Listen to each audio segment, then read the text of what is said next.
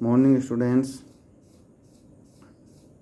9th class, lesson number 5, कोशिका जीवन की एक इकाई लेसन आपका चला हुआ था, जिसमें हम पहुँचे हैं कोशिका विभाजन, सेल डिवीज़न के बारे में, कि जब वो सेल डिवीज़न के बारे में आज चर्चा करने वाले हैं।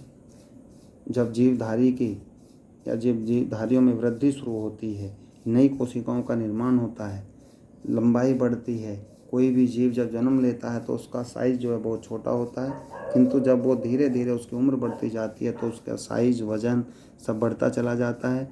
अर्थात कोशिकाओं में डिवीज़न होता है, कोशिकाओं में वृद्धि होती है, नई नई कोशिकाएं बनती हैं, पुरानी कोशिकाएं मृत और क्षतिग्रस्त होती जाती हैं और उनके स्थान पर नई कोशिकाएं आती रहती हैं। प्रक्रिया चलती रहती है और जीव का आकार प्रकार जो है बढ़ता चला जाता है। तो हम कह सकते हैं कि कोशिका विभाजन होता है।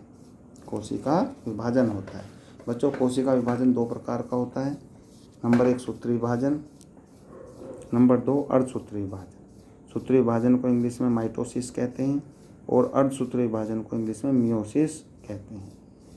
सूत्री विभाजन की जो प्रक्रिया है उसमें एक कोशिका जब सूत्री विभाजन के द्वारा टूटती है या बढ़ती है या विखंडित होती है तो बच्चों उसमें 2 कोशिकाएं बनती हैं, 1 से 2 कोशिकाएं जब सूत्री विभाजन होता है। और जब अर्धसूत्री विभाजन होता है तो एक कोशिका से 4 कोशिकाओं का निर्माण होता है। ठीक है बच्चों, इस तरीके से कोशिकाएं पूरे जीवन पर्यंत विखंडित होती जाती, उनका विखंडन होता जाता है और 1 से 2 या 2 से 4 ये प्रक्रिया हमें पूरे जीवन चलती रहती है। विभाजन की क्रिया बराबर चलती रहती है। इस प्रक्रिया में प्रत्येक कोशिका जिसे मातृ कोशिका भी कह सकते हैं, विभाजित होकर, अभी मैंने आपको बताया था, 2 समरूप एक जैसी संतति कोशिकाएं बनाती है। और अर्धसूत्री विभाजन में बच्चों ये 1 से 4 कोशिकाओं का निर्माण होता है और पूरे जीवन पर्यंत ये कोशिका विभाजन बराबर चलता रहता है, जिसमें क्रमशः 2 विभाजन होते हैं। ये जो अर्धसूत्री विभाजन जिसे मैंने बताया था 1 से 4 बनती हैं, तो इसमें 2 बार विभाजन होता है। एक ही कोशिका 2 बार विभाजित होती है और 1 से 2 और 2 से 4 बनते हैं। जब कोशिका अर्धसूत्रन द्वारा विभाजित होती है, इसमें 2 की जगह 4 नई कोशिकाएं बनती हैं।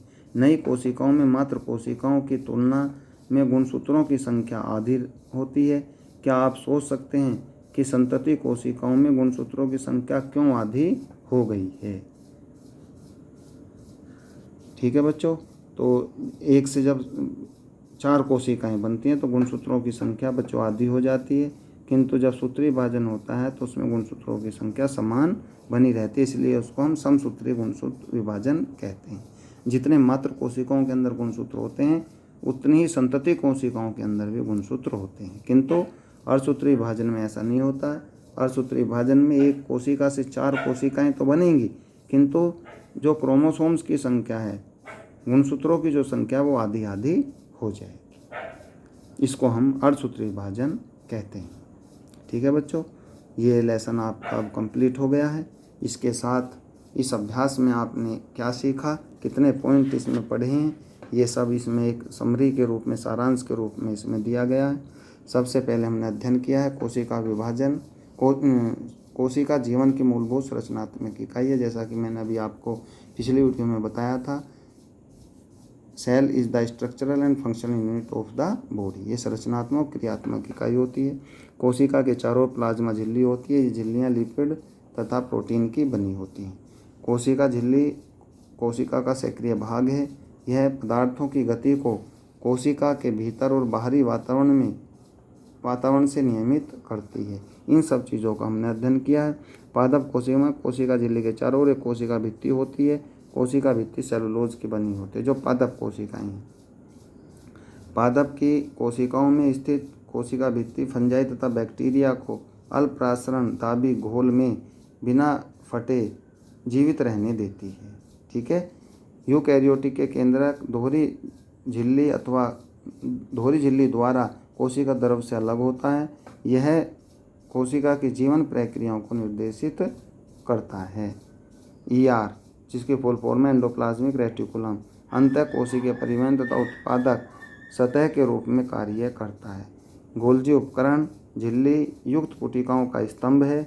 यह कोशिका में बने पदार्थों का संचयन, रूपांतरण एवं पैकेजिंग करता है।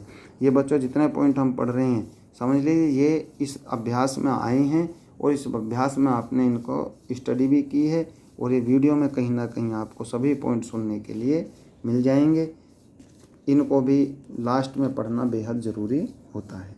अधिकांश पादप कोशिकाओं में झिल्ली युक्त अंगक जैसे प्लास्टिड्स होते हैं। ये दो प्रकार के होते हैं, क्रोमोप्लास्ट, ल्यूकोप्लास्ट। कैसे होते हैं बच्चों? क्रोमोप्लास्ट और ल्यूकोप्लास्ट के रूप में होते हैं। क्रोमोप्लास्ट जिसमें क्लोरोफिल होता है उन्हें क्लोरोप्लास्ट कहते हैं। ये प्रकाश संश्लेषण की क्रिया में सहायता करते हैं, भोज्य पदार्थों का बच्चों निर्माण करते हैं। ल्यूकोप्लास्ट को प्राथमिक कार्य संचय करना है।